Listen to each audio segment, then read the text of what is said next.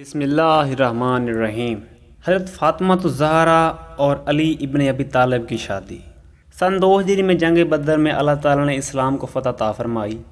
جنگ کے 2 ماہ بعد محمد مصطفیٰ صلی اللہ علیہ وآلہ وسلم کی بیٹی فاطمہ الزہرا اور ابو طالب کے بیٹے علی کی شادی ہوئی۔ فاطمہ الزہرا کی عمر صرف 5 سال تھی جب ان کی والدہ خدیجہ رضی اللہ عنہ کا انتقال ہو گیا، اور اس کے بعد ان کے والد محمد مصطفیٰ صلی اللہ علیہ وآلہ وسلم نے ان کے لیے بھی ماں کی ذمہ داریاں سنبھالیں۔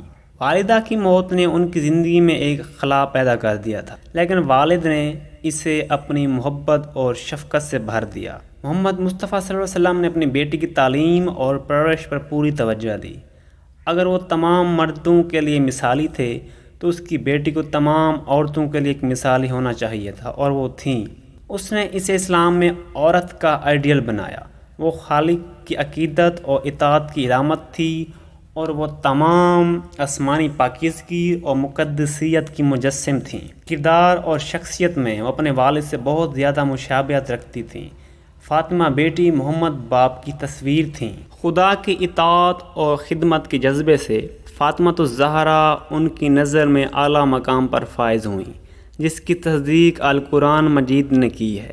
اللہ تعالیٰ نے انہیں سب سے بڑا اعزاز عطا کیا، اور پیغمبر اسلام نے اپنی طرف سے انہیں سب سے زیادہ عزت کا وہ نشان دکھایا جو اس نے اپنی زندگی میں کسی سے بھی دوسرے مرد یا عورت کو نہیں دکھایا۔ جب فاطمہ بڑی ہوئی تو 2 پرانے ساتھیوں نے، پہلے ایک پھر دوسرے نے، اپنے والد سے شادی کے لیے ان کا ہاتھ مانگا، لیکن وہ بیزار ہو کر ان سے منہ پھیر لیا اور کہنے لگا، میری بیٹی فاطمہ کی شادی کا معاملہ خود اللہ کے ہاتھ میں ہے، اور وہی اس کے لیے شریک حیات کا انتخاب کرے گا۔ اللہ تعالیٰ نے اپنا انتخاب درست طریقے سے کیا۔ اس نے اپنے غلام علی ابن ابی طالب کو اپنے پسندیدہ ترین غلام محمد مصطفیٰ صلی اللہ علیہ وسلم کی بیٹی کی شریک حیات کے لیے منتخب کیا۔ وہ فاطمہ بنت محمد اور علی ابن ابی طالب کی شادی دیکھنا چاہتا تھا۔ غزوہ بدر کے 2 ماہ بعد یعنی 2 ہجری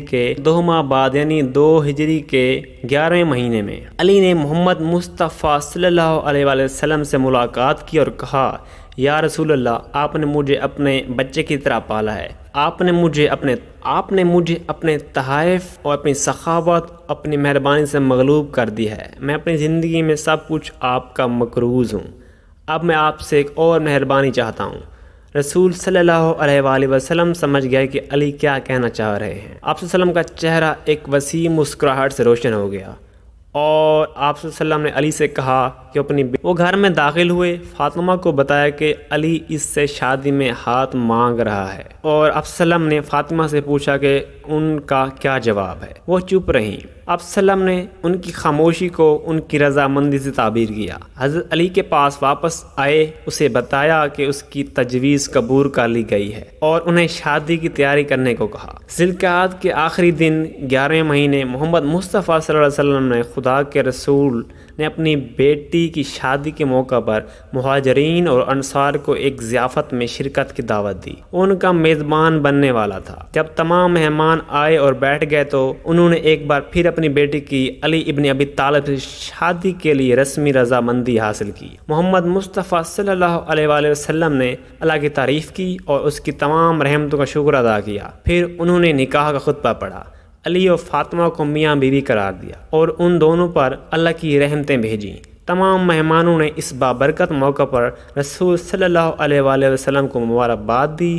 اس تقریب کے بعد مہمانوں نے بھیڑ کے گوشت، روٹی، کھجور کے پھل اور دودھ سے ضیافت کی۔ چند دنوں کے بعد یعنی ذی الحج میں فاطمہ الزہرا کو اپنے آبائی گھر کو الوداع کہنا پڑا تاکہ وہ اپنے شوہر کے گھر جا سکیں۔ ان کے والد نے اس کی اونٹنی پر سوار ہونے میں مدینہ اللہ اکبر کے نعروں سے گونج اٹھا۔ سلمان فارسی نے اونٹنی کی لگام پکڑی اور قرآن کی تلاوت کرتے ہوئے اس کے آگے چل دیا۔ اونٹنی کے ایک طرف رسول صلی اللہ علیہ وآلہ وسلم چل رہے تھے، اور دوسری طرف شیر خدا حمزہ رضی اللہ عنہ۔ بنو ہاشم کے تمام جوان گھڑ سوار دلہن کے محافظوں کے طور پر چمکتی ہوئی تلواریں بلند کیے ہوئے تھے۔ ان کے پیچھے مہاجر و انصار عورتیں تھیں، اور ان کے پیچھے مہاجرین اور انصار خود تھے۔ وہ القرآن مجید سے خدا کی شان میں تسبیح پڑھ رہے تھے۔ اللہ اکبر کی گرجدار آوازوں سے وقفے وقفے تسبیح کی تلاوت ہوتی جا رہی تھی۔ اس آسمانی گھڑ سوار نے مدینہ کی عظیم مسجد کا ایک چکر لگایا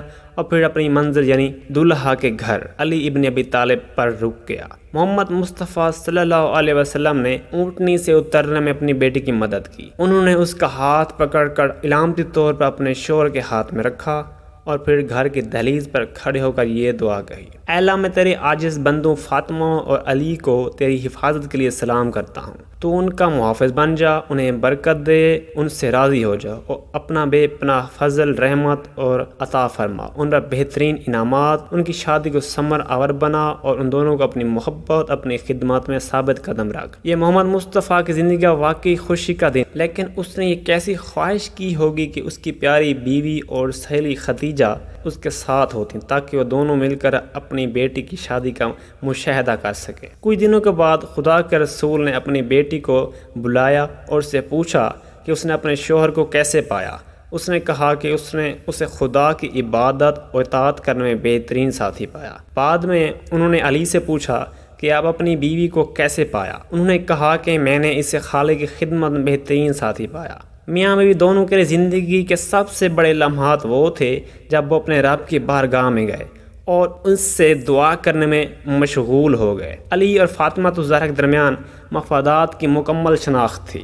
دونوں کی پرورش اور تعلیم محمد مصطفیٰ صلی اللہ علیہ وآلہ وسلم، خدا کے رسول اور خدیجہ الکبریٰ نے کی، لہذا دونوں نے اپنے والدین کی نظریات کو مشترکہ کیا۔ دونوں نے خدا کی خدمت کو ہر چیز پر مقدم رکھا۔ ان کے درمیان کسی قسم کے اختلاف کی قطعاً کوئی گنجائش نہیں تھی۔ ان کے خیالات، قول اور عمل سب کو قرآن المجید نے مطلوبہ کیا تھا، لہٰذا ان کی شادی بھی اتنی ہی کامل اور خوش آئند تھی جس طرح محمد اور خدیجہ کی شادی ہوئی تھی۔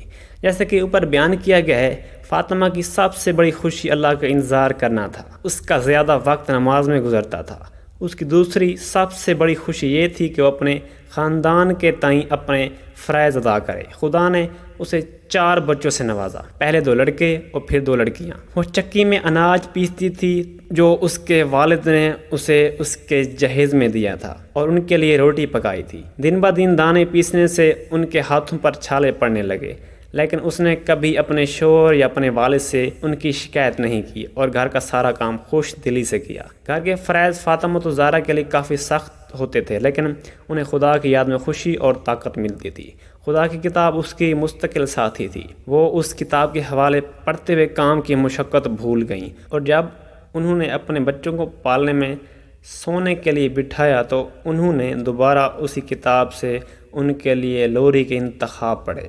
وہ بچپن سے ہی قرآن المجید سنتے ہوئے بڑے ہوئے۔ قرآن نے ان کے جوان دلوں پر خدا کے کلام کو نقش کیا۔ اس طرح کے آسموسس کے ذریعے قرآن اور فاطمہ الزہرا کے اولاد ہمیشہ کے لیے لازم و ملزوم ہو گئے۔ اسی سال یعنی 2 ہجری میں مسلمانوں کے لیے 2 تعطیلات یعنی عید الفطر اور عید الاضحیٰ کی نماز کو سنت قرار دیا گیا۔